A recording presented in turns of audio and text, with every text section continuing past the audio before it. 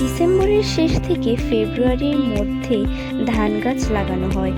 40 থেকে 45 দিন পর ধান কাটার উপযোগী হয়ে ওঠে, অর্থাৎ বৈশাখ ও জ্যৈষ্ঠ মাস। বাংলা গ্রীষ্মকাল, এ সময় আবহাওয়া বেশ গরম থাকে এবং বিকেলে প্রায়ই কালবৈশাখী ঝড় ও বৃষ্টি হয়। এসব কিছু উপেক্ষা করে কৃষকরা ধান কাটে।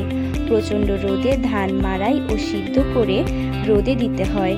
এই সময় সিদ্ধ ধানের গন্ধ চারদিকে ভরে ওঠে। 2-3 দিনে শুকানোর পর ধান ভাঙিয়ে চাল করা হয়। এত কষ্টের পর গোলা ভরা ধান ও চাল দেখে কৃষকের মুখে হাসি ফোটে। এরাই আমাদের ক্ষুধার আহার জোগায়, এরাই আমাদের বাংলার যোদ্ধা কৃষক।